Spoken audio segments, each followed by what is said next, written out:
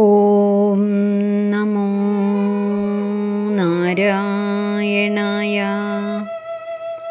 ശ്രീമദ് നാരായണീയം ദശകം 23 ശ്ലോകം 10.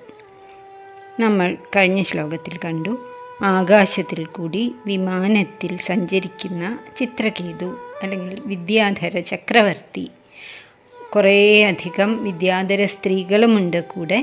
ഭഗവാന്റെ ഗുണഗണങ്ങളെ സ്തുതിച്ചുകൊണ്ടാണ് അവർ സഞ്ചരിക്കുന്നത്.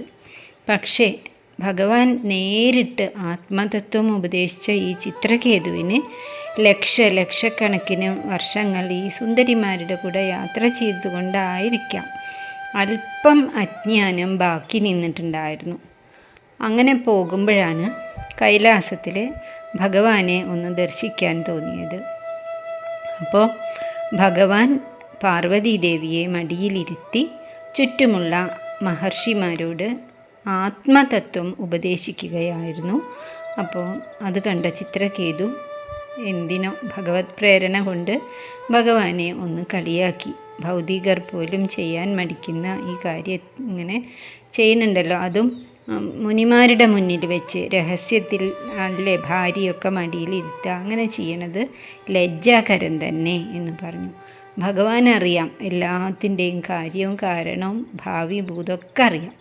അതുകൊണ്ട് ഭഗവാൻ ശിവൻ ഒന്ന് പുഞ്ചിരിച്ചതേ ഉള്ളൂ. പക്ഷേ പാർവതീദേവിക്ക് ദേഷ്യം വന്നു. അതും ഭഗവാന്റെ പ്രേരണ കൊണ്ടാണ്. എന്താ ശപിച്ചത്? നീ ഒരു അസുരയോനിയിൽ പോയി പിറക്കട്ടെ എന്ന്. അവിടെ ആവശ്യമുണ്ട്, വൃത്രാസുരനായി ജനിക്കേണ്ടതും ഇന്ദ്രന് തത്വം ഉപദേശിക്കേണ്ടതും ഒക്കെ കാര്യമുണ്ടല്ലോ. അതിന് ഇങ്ങനെ ഒരു ജന്മം, ഇദ്ദേഹത്തിൽ അല്പം ബാക്കി നിന്ന ആ അജ്ഞാനം, മായ, അത് മാറ്റണം. എല്ലാത്തിനും കൂടി ഭഗവാൻ ഇങ്ങനെ വൃത്രാസുര ജന്മം കൊടുക്കുകയാണ്. ശിവനും പാർവതി എന്ന് പറഞ്ഞാൽ ഈ പ്രപഞ്ചത്തിൻ്റെ മാതാപിതാക്കളാണ്. കാളിദാസൻ വളരെ പ്രസിദ്ധമായിട്ടുള്ള ആ ശ്ലോകത്തിൽ പറഞ്ഞിട്ടുണ്ട്, വാഗർത്ഥാവിവ സംപൃക്തൗ വാഗർത്ഥപ്രതിപത്തയേ ജഗതപ്പിതരൗ വന്ദേ പാർവതീ പരമേശ്വരൗ. ഈ ജഗത്തിൻ്റെ പിതാക്കളാണവർ, അമ്മയും അച്ഛനുമാണ്. അവർക്ക് വേർപെട്ട് നിൽക്കാൻ സാധിക്കില്ല. അങ്ങനെ ശിവശക്തിയായുക്തൗ എന്നല്ലേ, ഓം ശിവശക്തിയായുക്തായ നമ എന്നല്ലേ ലളിതാ സഹസ്രനാമം. അതുപോലെ ആ ഒരു തത്വത്തിലാണ് അവരെ കാണേണ്ടത്. അല്ലാതെ അവിടെ ഒരു സ്ത്രീയാണ് പുരുഷൻ്റെ മടിയിലിരിക്കുന്നു അങ്ങനെയുള്ളത് അജ്ഞാനികൾ മാത്രമാണ് അങ്ങനെ ചിന്തിക്കുക. ഇനി നമുക്ക് ശ്ലോകം നോക്കാം. ഇത് കേട്ട ചിത്രകേതു എന്താണ് ചെയ്തത്? അദ്ദേഹത്തിന് പരിഭ്രമമുണ്ടായോ? സ്വർഗമായാലും നരകമായാലും അദ്ദേഹത്തിന് വ്യത്യാസമുണ്ടോ എന്നുള്ളതാണ് ഈ 10ാമത്തെ ശ്ലോകത്തിൽ. നിസ്സംഭ്രമ തു അയം അയാചിതശാപമോക്ഷോ വൃത്രാസുരത്വമുപഗമ്യ സുരേന്ദ്രയോധി ഭക്ത്യാ ആത്മതത്വകഥനൈ സമരേ വിചിത്രം ശത്രോരഭി ഭ്രമമപാസ്യ ഗത പദം തേ.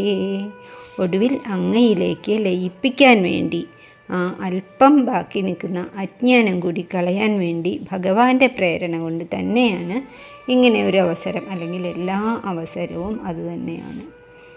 അയം തു എന്ന് പറഞ്ഞാൽ ഈ ശാപഗ്രസ്തനായ ചിത്രകേതുവാകട്ടെ നിസ്സംഭ്രമ, ഒട്ടും പരിഭ്രമമോ വിഷമമോ ഒന്നും കൂടാതെ, അയാചിത ശാപമോക്ഷം, ശാപമോക്ഷത്തെ യാചിച്ചില്ല, അയാചിത യാചിക്കാത്തവനായി, വൃത്രാസുരത്വം ഉപഗമ്യ, അവിടെ ത്വഷ്ടാവ് വിശ്വരൂപനെ വധിച്ച, ഇന്ദ്രൻ വധിച്ച ദേഷ്യം കൊണ്ട് ത്വഷ്ടാവ് യാഗം നടത്തല്ലേ, ഇന്ദ്രശത്രുവായിട്ടുള്ള ഒരു മകൻ വേണം എന്ന് അനുഗ്രഹിക്കപ്പെടുകയും അങ്ങനെ ആ യാഗാഗ്നിയിൽ കൂടി ജനിച്ചതാണ് ഈ വൃത്രാസുരൻ. ഉപഗമ്യ, അങ്ങനെ ആ വൃത്രാസുരൻ എന്ന ജന്മത്തെ പ്രാപിച്ചിട്ട് സുരേന്ദ്രയോധി, ദേവേന്ദ്രനോട് യുദ്ധം ചെയ്തു. ഭക്ത്യ ആത്മതത്വകഥനൈ സമരൈ, ആ യുദ്ധത്തിൻ്റെ ഇടയ്ക്കാണ് ഭഗവത്ഗീതയിൽ ഭഗവാൻ പറഞ്ഞതുപോലെ തന്നെ ഈ അതുപോലെയല്ല, കുറച്ച് വ്യത്യാസമുണ്ട്. എന്നാലും യുദ്ധത്തിൻ്റെ ഇടയ്ക്കുള്ള ഈ ആത്മതത്വോപദേശം വളരെ കുറവ് തന്നെയാണ്. ഇവിടെ ദേവേന്ദ്രനോടാണ്, അതും ഒരു അസുരൻ.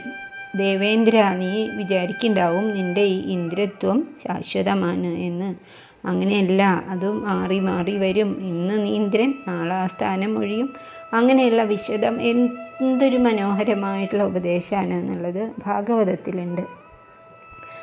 വിചിത്രം എന്നാണ് പറയണത്. വളരെ അത്ഭുതകരമായിട്ടുള്ള ആ ഒരു അസുരൻ്റെ ഉപദേശം കേട്ട് ദേവേന്ദ്രന് പോലും അത്ഭുതമായി. ശത്രു അഭിഭ്രമം, ശത്രുവിൻ്റെ, ഇവിടെ ശത്രു എന്ന് പറയുന്നത് വൃത്രാസുരൻ്റെ ശത്രുവായിട്ടുള്ള ദേവേന്ദ്രനും പോലും ഭ്രമമുണ്ടായിരുന്നു, അജ്ഞാനമുണ്ടായിരുന്നു, തെറ്റിദ്ധാരണ ഉണ്ടായിരുന്നു. ആപാസ്യ, അതിനെയൊക്കെ ഈ വൃത്രാസുരൻ്റെ വാക്കുകൾ നിശേഷം മാറ്റിക്കൊടുത്തു.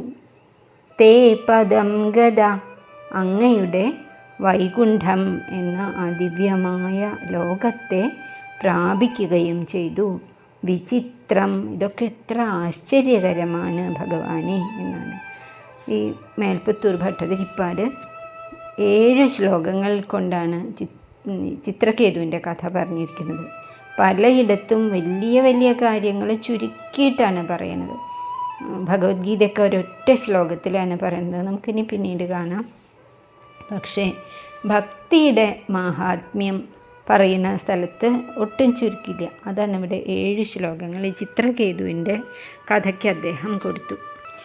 വിദ്യാധര ചക്രവർത്തിയായിട്ട് ലക്ഷം വർഷം ഇങ്ങനെ ഭഗവാനെ സ്തുതിച്ച് നടന്ന ആളോടാണ് അസുരനായി ജനിക്കട്ടെ എന്ന് ശപിച്ചത്. പക്ഷേ ഒട്ടും സംഭ്രമമുണ്ടായില്ല എന്ന് മാത്രമല്ല, വേഗം തന്നെ വിമാനത്തിൽ നിന്നിറങ്ങി വന്ന് പാർവതി ദേവിയെ നമസ്കരിക്കുകയാണ് ചെയ്തത്. ജ്ഞാനിയായിട്ടുള്ള ആ അസുരൻ, അമ്മേ, ഞാൻ ഈ ശാപം സ്വീകരിക്കണു എന്നും പറഞ്ഞു. അദ്ദേഹത്തിന് അറിയാം ഇതൊക്കെ തൻ്റെ പ്രാരബ്ധം അല്പം ബാക്കി നിൽക്കുന്നത് പോവാനായിട്ടാണ് എന്നുള്ളത്. അപ്പോൾ നമ്മളും ഇങ്ങനെ, അതാണ് അതിലൊരു സൂചന. ഭക്തന്മാരാണെങ്കിൽ അങ്ങനെ ചെയ്യണം. വിഷമങ്ങൾ വരുമ്പോൾ ഭഗവാനിൽ നിന്ന് അകലല്ല വേണ്ടത്. ഇതൊക്കെ പ്രാരബ്ധങ്ങൾ, പൂർവജന്മകൃത പാപങ്ങൾ തീർന്നു പോവാനായിട്ട് ഭഗവാന്റെ കാരുണ്യമാണ് എന്ന് വിചാരിക്കണം. മാത്രമല്ല, ബാക്കി ഇനിയുള്ള ജീവിതത്തിൽ വാക്കുകൊണ്ടോ ചിന്ത കൊണ്ട് പോലുമോ ആരെയും വേദനിപ്പിക്കാതെ, അതൊക്കെ പാപമായിട്ട് വരും, ഒന്നും വാങ്ങിക്കൂട്ടാതെ. അതിനാണ് ആഗാമി എന്ന് പറയുക. ആഗാമി, ഈ ജന്മത്തിൽ നമ്മൾ നേടുന്ന പാപങ്ങൾ അതൊന്നുമില്ലാതെയും ഇരിക്കണം. അങ്ങനെ ഈ വൃത്രാസുര കഥ വായിക്കുമ്പോൾ നമുക്ക് വൃത്രാസുരനോട് ബഹുമാനാണ് തോന്നുക. അവസാനം ഇന്ദ്രൻ വധിച്ചതെങ്ങനെയാണ്? ഇന്ദ്രൻ്റെ കയ്യിലുള്ള ആയുധം ഒന്നും മതിയാവില്ല എന്നറിയുന്ന ഭഗവാൻ ദദീജി മഹർഷിയുടെ അസ്ഥികൾ വാങ്ങുക, വിശ്വകർമാവിനെ കൊണ്ട് വജ്രായുധം ഉണ്ടാക്കിക്കുക എന്ന് പറഞ്ഞു. ആ വജ്രായുധം കൊണ്ടാണ് വൃത്രനെ വധിക്കുന്നത്. വജ്രായുധം പോലും, വജ്രായുധം മാത്രമല്ല, ഐരാവതവും ഈ വൃത്രാസുരൻ്റെ ഒരു അടി കൊണ്ടപ്പോൾ തെറിച്ച് വീണ് പോവുകയാണ് ചെയ്യുന്നത്. പിന്നെയാണ് ഭക്തിയും ജ്ഞാനവും ഒക്കെ ഉപദേശിക്കുന്നതും. ഒടുവിൽ എന്നെ വധിച്ചു കൊള്ളുക എന്ന് വൃത്രാസുരൻ പറയുകയും പിന്നീട് നടന്ന യുദ്ധത്തിൽ ഇന്ദ്രൻ വൃത്രാസുരനെ വധിക്കുകയും വൃത്രാസുരൻ ഭഗവാനിൽ പൂർണ്ണമായി ലയിക്കുകയും ചെയ്യുകയാണ്. ആ സമയത്ത് എല്ലാവരും അത്ഭുതപ്പെടുന്നുണ്ട്. എങ്ങനെയാണ് ഒരു അസുരൻ ഇത്രയധികം ആത്മജ്ഞാനം മറ്റുള്ളവർക്ക് സംശയമില്ലാതെ പറഞ്ഞു കൊടുക്കാൻ സാധിക്കുന്നത് എന്ന്.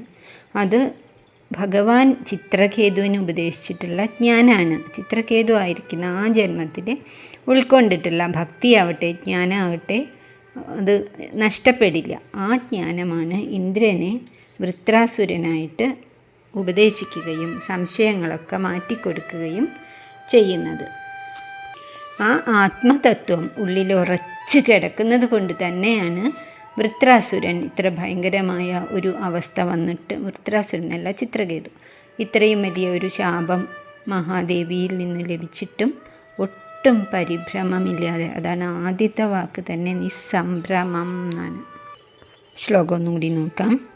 നിസ്സംഭ്രമ തു അയം അയാചിതശാപമോക്ഷോ വൃത്രാസുരത്വമുപഗമ്യ സുരേന്ദ്രയോധി ഭക്ത്യാ ആത്മതത്വകഥനൈ സമരേ വിചിത്രം ശത്രോരഭി ഭ്രമം ആപാസ്യ ഗദ പദം തേ. ഉമാമഹേശ്വര സ്തുതിയിലെ ഒരു ശ്ലോകം കൂടിയും പറഞ്ഞിട്ട് ഈ ചിത്രകേതുവിൻ്റെ ദിവ്യമായിട്ടുള്ള കഥ ഇവിടെ സമാപിപ്പിക്കാം. നാളെ അല്ലെങ്കിൽ 11ാമത്തെ ശ്ലോകം മരുത്തുക്കളെക്കുറിച്ചാണ്.